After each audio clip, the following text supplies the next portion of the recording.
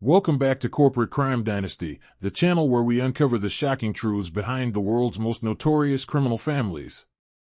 Today, we're traveling down under to Australia, a country famous for its beaches, wildlife, and, as you'll soon discover, some of the most ruthless and powerful criminal dynasties on the planet. These families amassed billions through crime, corruption, and violence, yet most Australians wouldn't dare talk about them. From drug empires to violent gangs, each dynasty carved out their territory with precision and fear. Before we dive in, make sure to hit that like button, subscribe, and turn on notifications so you don't miss any of our in-depth corporate crime stories. In this countdown, we reveal the top 5 richest criminal families in Australia. Number 5, Comanchero Motorcycle Club. Net worth, $500 million. Founded in the late 1960s in Sydney, the Comanchero Motorcycle Club became one of Australia's most notorious outlaw biker gangs. Originally formed as a brotherhood of motorcycle enthusiasts, they quickly expanded into organized crime, leveraging the tough reputation of their members. Their legitimate front of motorcycle clubs and events masked an extensive criminal network.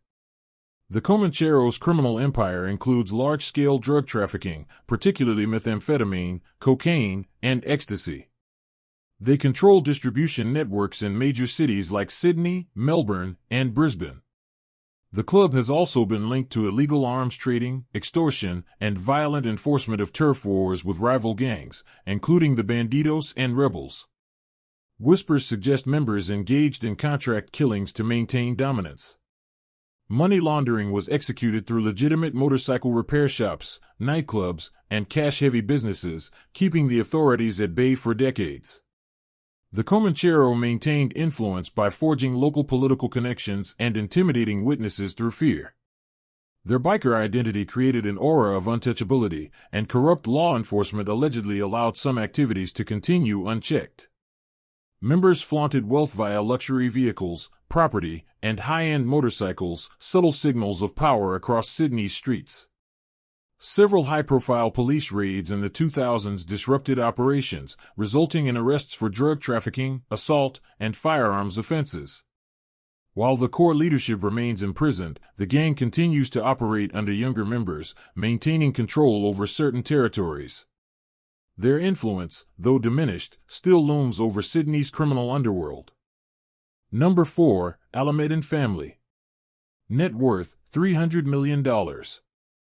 Originating from Lebanese-Australian communities in Sydney, the Alameddine family rose to power in the 1980s.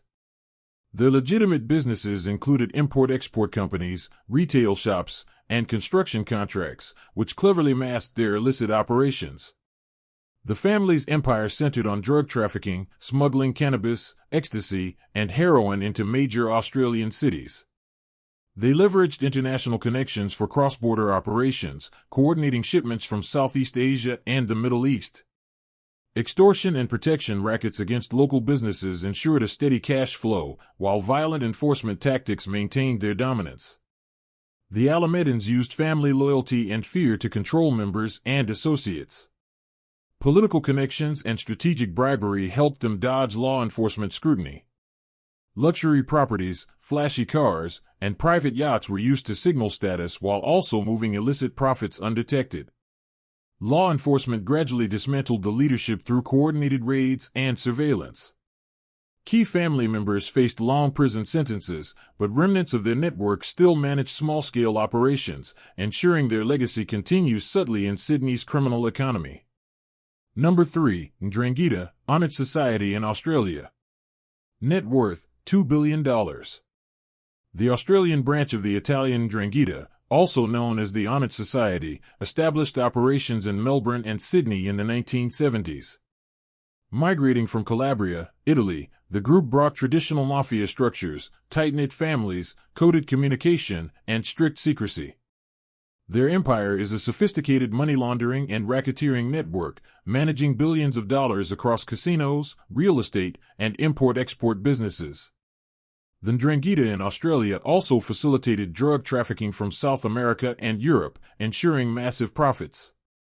They integrated into legitimate industries to launder funds while keeping a small footprint in violent crime, reserved only for internal discipline or threats to operations.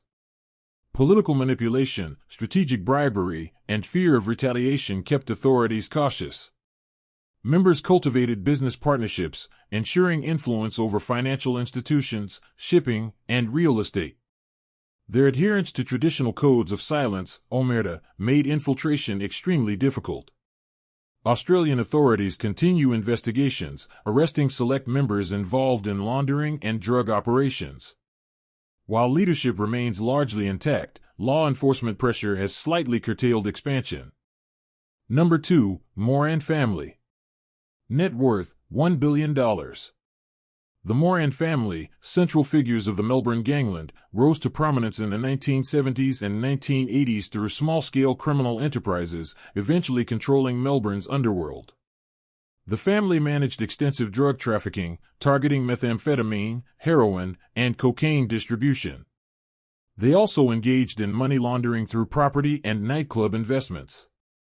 Violent enforcement was a hallmark, eliminating rivals in high-profile gangland wars. Their operations spanned from street-level crime to organized international smuggling. Political connections and corrupt ties with law enforcement allowed the family to operate with relative impunity.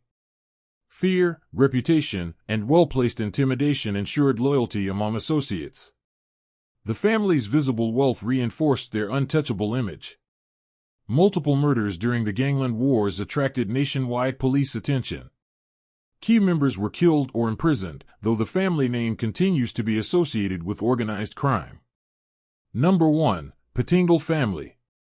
Net worth, $1.5 billion. The Pettengill family, based in Melbourne, is arguably the most infamous criminal dynasty in Australia.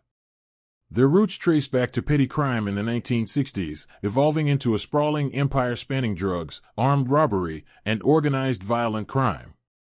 They controlled heroin and cocaine trafficking, orchestrated high-profile armed robberies, and maintained dominance in street-level and corporate-adjacent criminal activities. Their hierarchy ensured smooth coordination and minimized internal conflict, maximizing efficiency and profits. Political influence, intimidation, and strategic corruption kept them largely untouchable. Family loyalty and a network of violent enforcers cemented authority. Assets like businesses, luxury homes, and properties were used to launder criminal proceeds. Key members faced arrests in the 1980s and 1990s. Many served lengthy sentences, yet the family retains influence in Melbourne's criminal circles, cited as a symbol of enduring underworld power.